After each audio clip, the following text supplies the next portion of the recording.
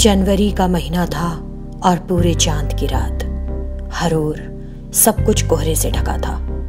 एक लड़की ने विनोद के घर बाहर खड़े होकर पुकारा, विनोद, आ जाओ, मैं तुम्हें बुला रही हूँ, जल्दी आओ। इस वक्त मुझे कौन बुला रहा है? खैर, उसने दरवाजा खोला और बाहर आया। विनोद, चलो उस बरगद के पेड़ पर, हमारे गुरु तुम्हें बुला रहे हैं। विनोद को बड़ा अजीब लगा। तुम हो कौन? मैं तुम्हें पहली बार यहाँ देख रहा हूँ। कौन है हमारे गुरु? मुझे क्यों बुला रहे हैं? मैं कहीं नहीं जा रहा, तुम चली जाओ यहाँ से। जब तक तुम मेरे साथ नहीं आओगी, मैं यहाँ से नहीं जाऊंगी। इसी बीच एक तेज बवंडर उठा और दोनों को उड़ाकर बरगद के पेड़ के पास ले गया। अरे, मैं यहाँ कैसे आ गया? तुम हो कौन? क्यों ले आई हो मुझे यहाँ? अचानक एक शैतान उस बरगद के पेड़ के बीच से बाहर निकल आई। मैंने कहा था उसे कि तुम्हें यहाँ लेकर आए। हाँ, चिड़ा। हे भगवान, हे भगवान! घबराकर वो वहां से भागने लगा, लेकिन शैतान उसके सामने आ गई। यहाँ आने के बाद मुझसे कोई नहीं बच पाता। तुम कौन हो? मुझे इस तरह क्यों परेशान कर रही हो? मेरी आंखों में आंखें डालकर देखो। विनोद ने उसकी आंखों में देखा। मैं वही करूंगा जो तुम कहोगी। अब तुम भी मेरे काबू में हो। फिर उस शैतान ने उस आदमी और उस लड़की को मार डाला और दोनों को उस बरगद के पेड़ से लटकाकर वहां से गायब हो गई। अगले दिन उस गांव के लोगों ने उनकी लाशों को पेड़ से झूलते देखा। अरे रे, लगता है एक दूसरे से प्यार करते थे। माँ बाप के विरोध करने पर दोनों ने आत्महत्या कर ली। इस तरह बिना सच्चाई का पता लगाए उन्होंने एक कहानी बना ली। लेकिन फिर हर अमावस्या और पूर्णिमा उस शैतान ने एक आदमी और एक औरत को मारा और गायब हो गई। जब कई बार ऐसा हुआ, कोई जानते सोचते ऐसा कर रहा है। हमें बहुत सावधान रहना होगा।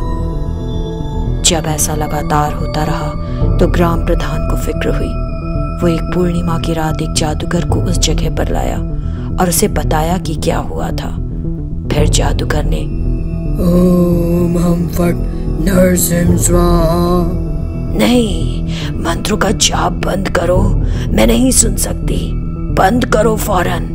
ये कहते हुए शैतान उस जादूगर के पास आई तो ग्राम प्रधान घबरा गया। देख, मैंने मंत्र बंद कर दिए। अब बता, कौन है तू? क्यों आई है यहाँ? इस गांव के लोगों को क्यों मार रही है? मैं तुम्हें नहीं बताऊंगी, नहीं बताऊंगी। तब जादूगर भड़क गया। अगर तुम मुझे नहीं बताओगी तो मैं फिर से मंत्र पढ़ूंगा। ओम हम फट। नहीं नहीं, इसे रोको, बताती हूँ, बताती हूँ। जादूगर ने मंत्र पढ़ने बंद कर दिया और उसे सच्चाई बताने के लिए कहा।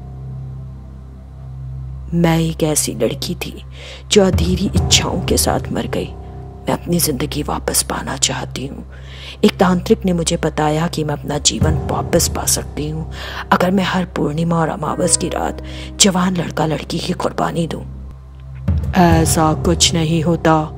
तुमको लगता है किसी और को मारने से तुम अपना जीवन पालोगी। तुमने अपनी अज्ञानता के कारण कई लोगों को मार डाला है।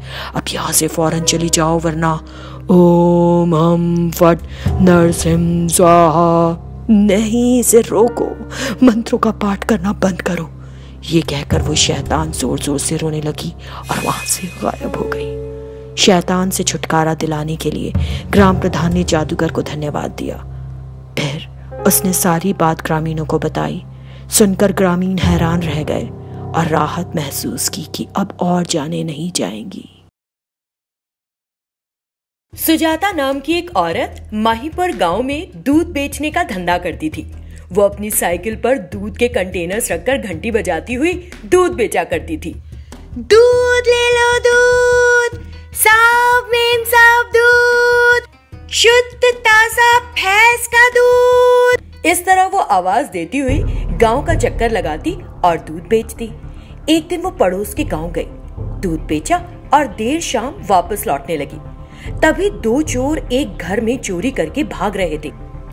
सुजाता ने उन्हें देख लिया और जोर जोर से चिल्लाने लगी, चोर चोर, पकड़ो उनको, घर में चोरी कर ली है और भाग रहे हैं। चोरों ने उसे देखा और एक दूसरे से कहा, ओए पता नहीं कौन है, देख लिया है हमें, सबको बता देगी, पहले उसका मुंह बंद करना होगा, आओ। उन्होंने सुजाता को पकड़ा और उसकी गर्दन दबा दी, उसे मार डाला और उसी गांव के कुएं में फेंक दिया। कुछ दिन बीत गए तो सभी गांव वाले सुजाता की फिक्र करने लगे, क्या हुआ सुजाता को। लेकिन कुछ दिनों बाद वे सब उसे भूल गए। फिर एक रात सुजाता उन दो चोरों में से एक शिव के घर आई और उसके घर का दरवाजा खटखटाया। दूध साहब, दूध, तरोताजा दूध, दूध ले लो। ये सुनकर शिव ने सोचा, ये कौन सा वक्त है दूध बेचने का, कौन है वो। ये सोचते हुए उसने दरवाजा खोला। क्या तुम अभी भी जिंदा हो? पर कैसे? हमने तो तुमको उस दिन मार डाला था और तुम्हारी लाश को एक कुएं में फेंक दिया था। किसने कहा कि मैं जिंदा हूँ? मैंने कहा क्या?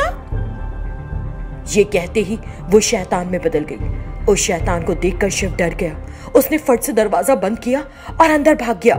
लेकिन शैतान बंद दरवाजे से भी घर के अंदर आ गई। चोर कहीं का, अब तुम मुझसे बचने की कोशिश कर रहे हो, नहीं बच पाओगे। तुमने सिर्फ चोरी नहीं की, मुझसे छुटकारा पाने के लिए कि मैं तुम्हारे बारे में किसी को बता न दूं, मुझे जबरन मार डाला। अब मैं तुम्हें मारकर लोगों को तुमसे छुटकारा दिलवाऊंगी। इससे वो डर गया। नहीं नहीं, मुझे मत मारो, ये कहते हुए वो घर से भागने लगा। लेकिन शैतान ने उसे पकड़ लिया और वहीं मार डाला। फिर वो आराम से अपनी साइकिल लेकर घंटी बजाती हुई वहां से चली गई। दूध साहब, दूध, दूध ले लो। अगले दिन सभी ग्रामीण बीती रात हुई घटना और दूध बेचने वाली शैतान के बारे में बात करने लगे। दूसरा चोर कुमार भी वहीं था। शैतान ने उसके दोस्त को मार दिया था। वो बहुत दुखी था। बहुत दिन पहले एक दूध बेचने वाली को मार डाला था, कहीं वही तो शैतान नहीं बन गई। अगर ये बात सही है तब तो वो मुझे भी मार डालेगी। वो उस गांव को छोड़कर भागने लगा। तभी वो शैतान साइकिल पर घंटी बजाती हुई आ गई। कहाँ भाग रहा है बदमाश? रुक, मैं आ रही हूँ। और शैतान उसका पीछा करने लगी। उसे देखकर कुमार और तेजी से भागा। काफी देर दौड़ने के बाद वो थक गया। फौरन शैतान उसके सामने आ गई। लगता है दौड़ते दौड़ते थक गया, दूध पिएगा? पिएगा? नहीं नहीं, मुझे मत मारो, मुझे छोड़ दो, मैं फिर कभी ऐसा नहीं करूंगा, मैं हाथ जोड़ता हूँ तुम्हारे। अरे पकड़ा ही कहा है कि छोड़ दूं? मैं तुम्हारे सिर को इस दूध के अंदर डालूंगी और फिर छोड़ दूंगी। शैतान ने कुमार को दूध के बर्तन में घुसा दिया। सांस रुकने से कुमार की मौत हो गई। दूध वाली ने अपनी मौत का बदला ले लिया था। ये एक गांव था और एक बड़ी नदी वहां बहा करती थी। लेकिन कुछ समय से रात में उस नदी से कुछ अजीब सी आवाजें आ रही थी। सुबह होते ही वो आवाजें आनी बंद हो जाती थी। उस नदी के किनारे मानव कंकाल मिले। इससे ग्रामीण काफी डर गए थे, लेकिन किसी को नहीं पता था कि वहां ऐसा क्यों हो रहा था। उसी गांव में गोपाल नाम का एक आदमी रहता था। वो उस नदी में मछली पकड़ने के लिए जाता था। एक दिन वो अपनी नाव पर गया और हमेशा की तरह उस नदी से मछलियां पकड़ी। फिर उसने उस नाव को नदी के किनारे रखा और उन मछलियों को लेकर घर चला गया। पत्नी ने पूछा, सुनो, सुबह में मैंने तुमको मिट्टी का तेल लाने के लिए कहा था और एक डब्बा दिया था, ले आए कि नहीं? प्रमिला, मिट्टी का तेल तो मैं ले आया था, लेकिन डब्बे को गांव पर ही छोड़कर आ गया। ओ, अब चूल्हा जलाने के लिए घर पर मिट्टी का तेल नहीं है। थोड़ी देर बाद लालटीन भी बंद हो जाएगी, पूरा घर अंधेरे में हो जाएगा। चिंता मत करो, मैं अभी जाकर ले आता हूँ, फिर आराम से बना लेना खाना। ये कहकर गोपाल नदी पर चला गया। वहां पहुंचते ही उसने एक भयानक दृश्य देखा।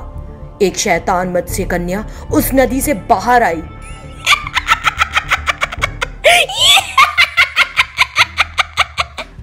मुझे बहुत भूख लगी है, आज कौन है जो मेरा भोजन बनेगा?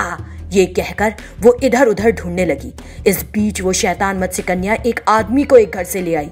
फिर उसने उस व्यक्ति को मार डाला और खा लिया, जिसे देखकर गोपाल ने सोचा, तो एक शैतान मत्स्य कन्या इतने दिनों से लोगों को मार रही है, मुझे इस मामले के बारे में इसी वक्त सबको बताना चाहिए। तुरंत वो गांव गया और ग्रामीणों से इस बारे में बात की। तो कैसे मिलेगा उस शैतान से छुटकारा?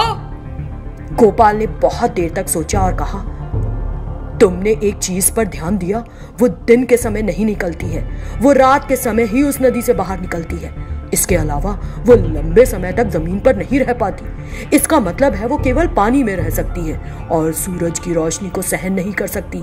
तो वो मछली की तरह ही है। अगर हम उस शैतान मत्स्य कन्या को पकड़ लें और उसे जमीन पर कुछ घंटों के लिए कैद कर लें तो वो मर जाएगी। लेकिन उसकी जादुई शक्तियों का मुकाबला कैसे करोगे? वो जादुई शक्तियां कुछ समय के लिए ही काम करेंगी ना। अगर हम उस समय उसे डरा दें तो वो हमें नुकसान नहीं पहुंचाएगी। अगर कुछ लोग मेरे साथ आ जाएं तो हम ये काम अंजाम दे सकते हैं और अपने गांव को बचा सकते हैं। ये सुनकर सभी गांव वाले बोले ठीक है।